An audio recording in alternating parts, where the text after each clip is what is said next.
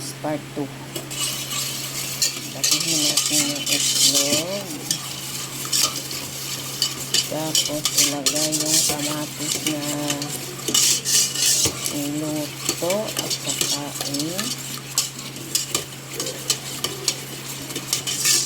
palay. Ayan guys, part 2, part 2.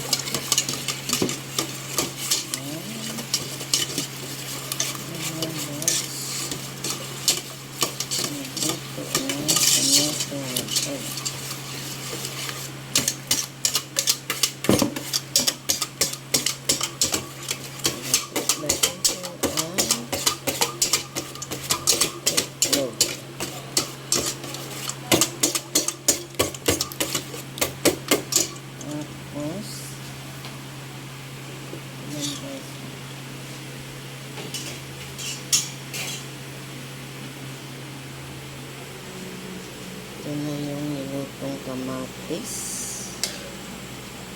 Ilagay natin dyan. Nagkabubig sa aso ako ng isang araw. Ayan, lagay natin dyan. Mga tatlong sandok. Hati-hati lang kasi mayroon sa ako doon. Yung ako ng itlog. Tapos patikin uli.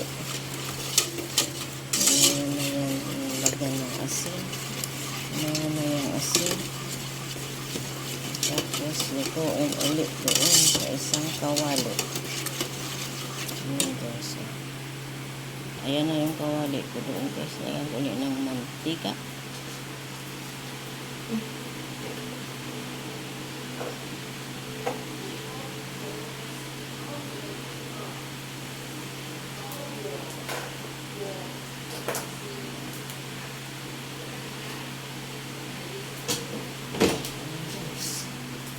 Pag mainit na yan, yung mantika, ilagay ko yung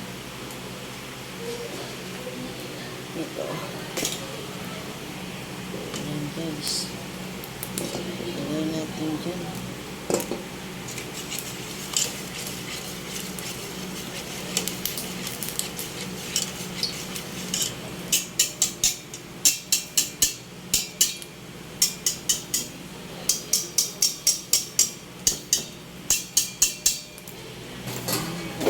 Mainit na. Pwede na yun. Ingat tayo sa apong.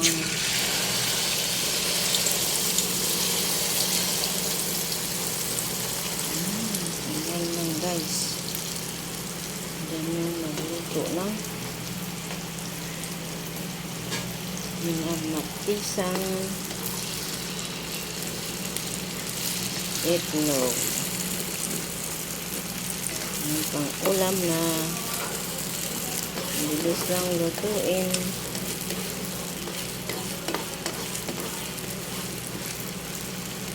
Ayan guys, ba't yung ibang estudyante ayaw kumain ng ayaw kumain ng itlog. So maggawa pa ako ng isa pang menu na hindi itlog. Ganyan guys. O, diba? Simple lang. Mabilis lang lutuin. Masarap pa.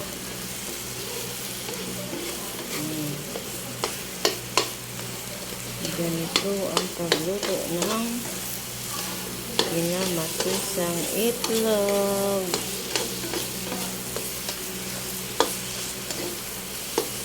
Masarap yung guys. Mabilis yung maluto kasi apoy high pressure. Ayan na guys, off ko na. Sana magustuhan nyo ang video ko guys. Mag-like kayo at mag-subscribe. Sana wag kayo mag-skip ng ads.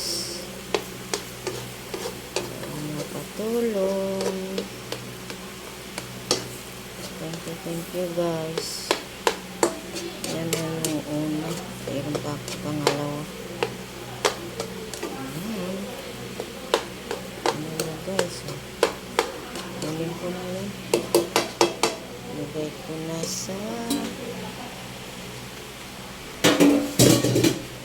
kawali. Sa isang kaserola. O, diba guys? Ganyan lang.